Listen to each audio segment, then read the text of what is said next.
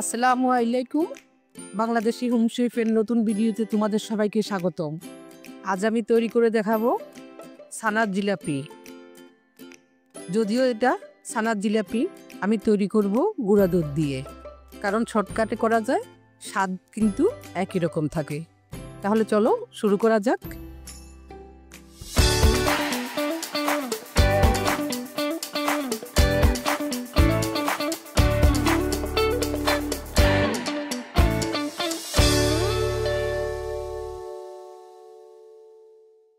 ছানার জিলাপি তৈরি করতে এখানে হাফ কাপ গুঁড়ো দুধ নিয়ে নিলাম, হাফ কাপ ময়দা নিয়ে নিলাম, সামান্য বেকিং সোডা নিয়ে নিলাম, 2 চামচ ঘি দিয়ে দিলাম।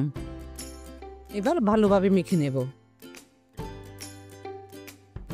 ভালোভাবে মাখতে হবে। অল্প অল্প পানি দিয়ে একটা ডোয়ের মতো তৈরি করব, নরম একটা ডো তৈরি করব। এবার ঢেকে রাখবো 10 মিনিটের জন্য।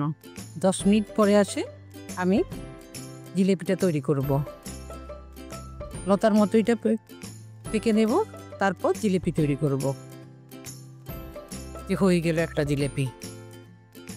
এরকমভাবে সবগুলো জিলেপি তৈরি করে নেব।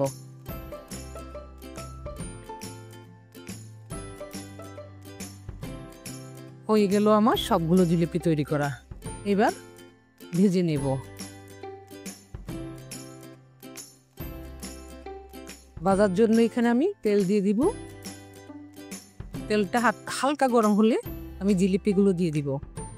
বেশি গরম করব না, আস্তে আস্তে গরম করব, না হয় ভিতরে হবে না, উপরে পুড়ে যাবে। আস্তে আস্তে জিলিপিগুলো বড় হতে লাগলো। আমি উল্টে পাল্টে দিলাম। একটু লাল বাদামি লাল হলে তখন তুলে নিলাম সবগুলো। এখানে 2 কাপ চিনি দিয়ে 1 কাপ পানি দিয়ে একটা শিরা তৈরি করলাম। যখন ফুটে উঠলো আমি জিলিপিগুলো দিয়ে দিলাম। একটু নেড়ে ছেড়ে দেব, তারপর ঢেকে চুলাটা বন্ধ করে দেব। এভাবে রেখে দেব ততক্ষণ পর্যন্ত জিলিপিটা ঠান্ডা না হয়। দেখুন কত সুন্দর ফুলে গেছে, একদম নরম টসটসে হয়ে গেছে। এভাবে সবাই তৈরি করে আমরা বাসায় খেতে পারি। ধন্যবাদ ভিডিওটি সম্পূর্ণ দেখার জন্য। ভিডিওটি দেখে ভালো লাগলে লাইক, কমেন্ট ও শেয়ার করে দিবে। চ্যানেলের বাকি ভিডিও দেখে চ্যানেলটি সাবস্ক্রাইব করে দিবে। তোমাদের কোনো পছন্দের রান্নার রেসিপিতে দেখতে চাইলে কমেন্ট করে জানাবে। আজ এই পর্যন্তই, দেখা হচ্ছে পরে ভিডিওতে। ততদিন পর্যন্ত সবাই ভালো থাকবে।